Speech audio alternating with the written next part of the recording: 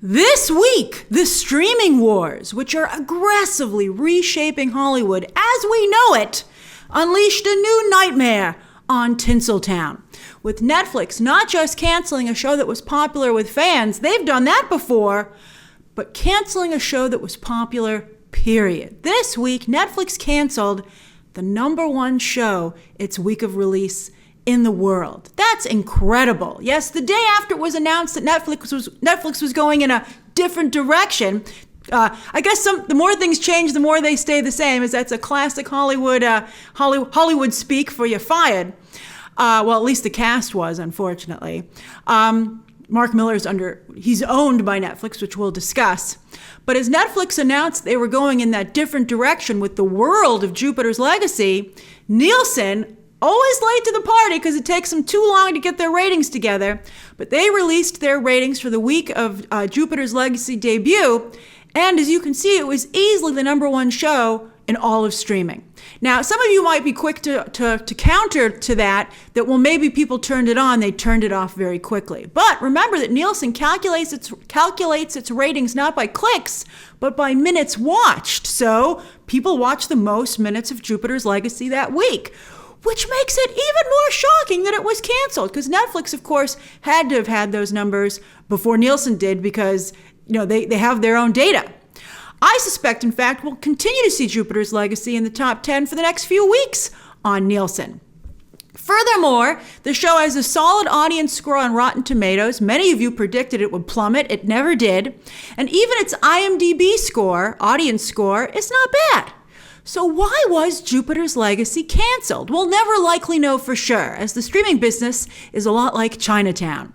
But I'm going to break down a couple of options. I'm curious to hear your own thoughts down below, not only what you think, but what you think of what I'm laying out here, because it's just, the ramifications for the entertainment business are just incredible. And I'm going to talk about not just why the show was canceled, but why its optics were so bad, which I believe is one of the main reasons that it was canceled, which really turns things around, right? It used to be like, look at Venom. People made a ton of fun of Venom, but it made so much money that it just keeps going. But that is not the case here. A large audience was not enough to save Jupiter's Legacy.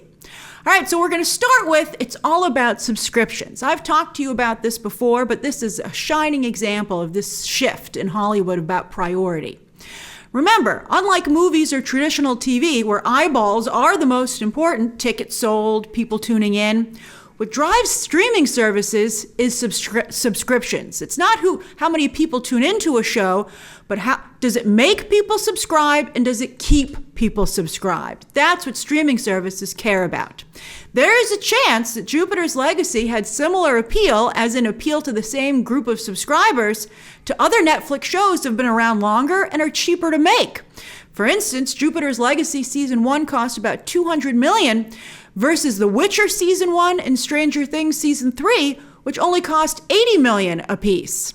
In other words, Jupiter's Legacy was repetitive content, and Netflix gets much more bang for their buck with these other shows. What I mean is that if you like Jupiter's Legacy, you also like The Witcher. And The Witcher is already keeping you subscribed. Umbrella Academy, I couldn't find out their budget for Umbrella Academy. Umbrella Academy is already keeping you subscribed. Netflix doesn't need Jupiter's Legacy to keep you on the service. They have other cheaper things that will do that. And the horrible reviews and social media comments meant that Jupiter's Legacy wasn't able to be a jewel in Netflix's crown either. Speaking of the crown, that's even more expensive. That cost about $100 million. But it actually has been doing quite well, thanks to Meghan Markle and Harry. In the United States, it's become very popular. And also, it's an awards juggernaut. And so that's very valuable to Netflix in and of itself. But after the reaction to Jupiter's Legacy from critics, everybody knew Jupiter's Legacy was certainly not going to be an awards contender. It's very alarming, I'm sure, for other show creators working in streaming to see that getting people to watch your show isn't enough anymore. You would think that would be all you needed to do to prove that you had an audience, but it's not. And suddenly the media, including critics, become even more powerful, as do people, including trolls, or people who are doing troll behavior. We're going to talk about that on social media. Those people become, I'm dubbing them the tastemakers, professional and casual. So why did people have such a horrible reaction to Jupiter's Legacy, which is clearly, again, as I said, a very large part. I think it's the reaction, it's the show's image and the price, which is why it got canceled. So we've just talked about the cost. Let's talk about the image. So too many superhero shows. Unlike other studios, Netflix doesn't have a deep bench of brands that has been grandfathered in over the decades, right? In fact, the whole reason that Netflix started creating original content was because they could see the writing on the wall that studios would begin to pull their own content from Netflix so that it could go on their own personal streaming services. And that's exactly what's happened. So Netflix has to create almost every brand from scratch, with a few exceptions, of course, like The Witcher. Although The Witcher, I think that might have been bigger overseas, but still, I mean, Netflix is a huge global market, and even for even traditional Hollywood, like for movies, the global market is much more important. The domestic market's still important because it's a big chunk, but global is the name of the game. So that's why in 2017, Netflix bought Millarworld, feeling that it was like Disney buying Marvel or Warner Brothers buying DC, but on the cheap. The Wall Street Journal estimates that Netflix got Millarworld for just about 50 to 100 million. Whereas, of course, for instance, the Marvel purchase had, I think it was like for 4 billion, right? A billion. And with this purchase, Netflix would get all of Mark Millar's creator-owned comics and all of his ideas going forward. They bought the man.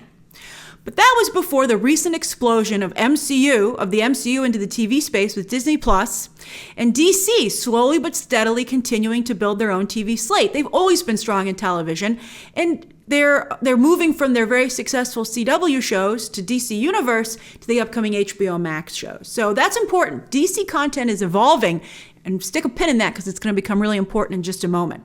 But there's also a wild card on the scene, and that's Amazon when it comes to superhero content, thanks to Seth Rogen, who executive produces both The Boys and Invincible, with more seasons and a The Boys spinoff coming very quickly. Suddenly, the superhero TV market is oversaturated. It seemed to happen almost overnight, in fact. Even Invincible struggled going up against Falcon and Winter Soldier week to week. And here's Netflix with this Millarworld purchase, a shiny new superhero factory creating product for a market that already has too much product. That's difficult. Then, of course, there's the guy running that factory, Mark Millar. Back in the day, Millar single-handedly not only reimagined comics, working for Marvel and then, doing his own creator-owned comics at the same time, but he was the one who finally really caught Hollywood's interest to really go all in on the comic book business. He even influenced, for instance, Samuel L. Jackson's Nick Fury was his idea. Yet comic book content has evolved since then and continues to evolve. So much so that even the MCU, which has been so resistant to evolution because its formula was so successful, has been forced to evolve with Phase 4 to stay relevant. However, Mark Millar has not evolved his style or his taste, and since he's admitted that he writes for himself, that's the way he works. That could be a problem.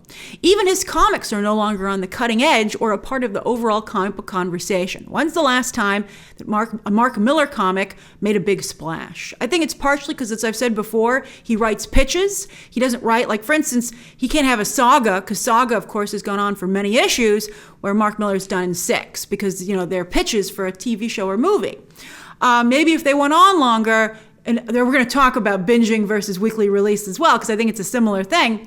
Maybe they would be more part of the conversation. But that also means that these comics that Mark Millar has don't have big audiences either. He's not bringing in big fan bases from the comic book stage. So that's also problematic. Now, to be fair to Mark Millar, a ton of people tuned into Jupiter's Legacy. He got it right in that regard, and the audience's scores are solid. But Millar might be too old school for the tastemakers who shape a show or movie's image these days. That's what's important now. That's crazy to me. A shift away from who actually buys the ticket or is a subscriber. I guess when you get rid of like the size of the audience, the image is really important. And it's the image that, since so few people talk about a show, especially when you binge it, it's the binge model instead of the weekly release. What gets people to subscribe? It's what the tastemakers say, because there's no week-to-week chatter. This is fascinating. All right, now on this front, lack of diversity. I said that even in my spoiler review. I think this was a big problem for this show. We're smack in the middle of the biggest and I think an incredibly important explosion of diversity in Hollywood, particularly in genre movies where it's been really lacking. So Jupiter's Legacy seemed particularly old school in its lack of diversity. The Flare and Flare 2 were criminally sidelined, as was anti-hero Hutch, the female characters, almost all of them, and the one LGBT character literally showed up at the last minute and had really no development whatsoever. Sheldon, his brother Walter, and his surrogate brother George were the core, the heart of Jupiter's Legacy Season 1. And even though their story was very interesting and very well done, that just is too narrow a scope of demographic to cast a wide enough net of appeal to bring an audience in the first place, and then when it comes to Tastemakers, to stand out and to make them feel that it's something worth championing. When you have a very crowded marketplace, what gives your show an edge? And Jupiter's Legacy didn't have that very important edge, especially now as we're seeing all this very important change. So I think that was a big factor. Then this is interesting. Snyder fans, bear with me, hear me out on this. As I said, it's really interesting. So I was taken aback by how cruel some of the comments were about Jupiter's Legacy online, aggressively so. And on the fringe of those comments, after your initial reaction of like, wow, that's mean, I could see that it was coming from many people who were still upset with Millar for the potshots he'd taken at Zack Snyder's Batman v Superman back when that film had come out and the aftermath. Tweet after tweet after tweet. I'd not been aware that Millar had done that, but I looked it up and they were very aggressive. We've seen a number of people fall privy to this. They get caught up in the undertow of trying to seem clever and jumping on a bandwagon of hate and, reveling in it, but they go too far. And I think that's a little bit what Millar, not a little bit, that's what Millar did. I think he went too far in his comments, and many remembered. So I can't help but wonder if these people were ready and waiting for to return that favor to Millar on his next project, especially a superhero one. So when Jupiter's Legacy showed up, this kind of like seeped into this show. Because this kind of hate, as the Snyder fandom itself knows very well, and as Mark Millar, ironically, contributed, he was on the flip side of this with Batman v Superman. So I guess that's why some of you felt justified in doing this to him. That seeps into a project's image. It starts out small, and then as others see the hate tweets get likes, they pile on their own hate tweets to get likes and attention, and that grows till it eventually jumps to articles that want to get attention and likes as well, and it just gets overwhelming and overtakes the image of something, as I said. It happened to Batman v Superman, and now it's been done to Jupiter's Legacy. And I would say that some of you might be like, well, that's because it deserved it. But that's what some people said about Batman v Superman. And you can see how bad this is, how bad it can be, and unfair. I mean, a lot of people like Batman v Superman, and a lot of people like Jupiter's Legacy. So I think that, it's really the same situation. It's like, it's becoming like an eye for an eye in this world, this cult of, aggressive fandom. And that's going to leave all of us blind. So I think that's just very interesting. And if that's the case, that means that shadow will never go away from Millar. This group of people will be waiting for him with every project that he has. And that's going to be a real problem for him going forward at Netflix, because this just is not going to go away. I wonder if it's going to be a similar situation with James Gunn.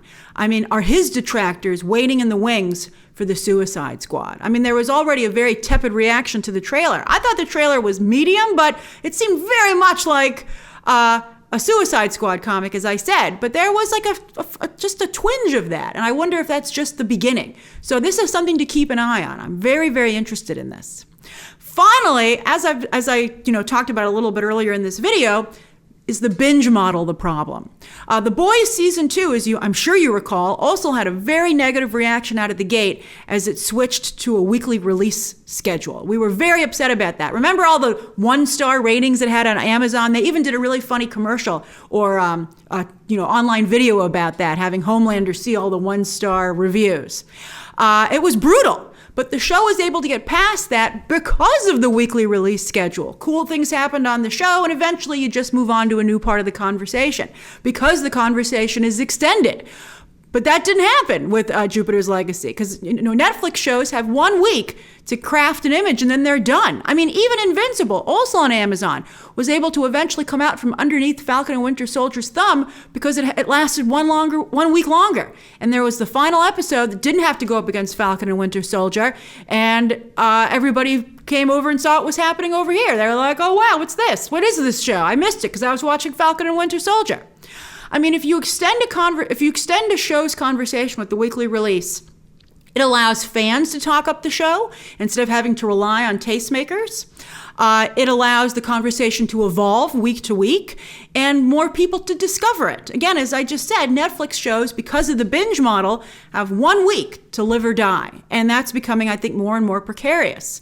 Especially, back to the too many superhero shows thing, Jupiter's Legacy came right on the heels of Falcon and Winter Soldier and Invincible with really no break. And that might, the week after Invincible wrapped. So I think the people might have been superheroed out too, which is tough. So that's the breakdown of Jupiter's Legacy. I think it's fascinating, not just for the show, but what it means for the industry, streaming and beyond. And I'm very curious to hear your thoughts down below. Subscribe today. And of course, as always, you can check out some more videos right now.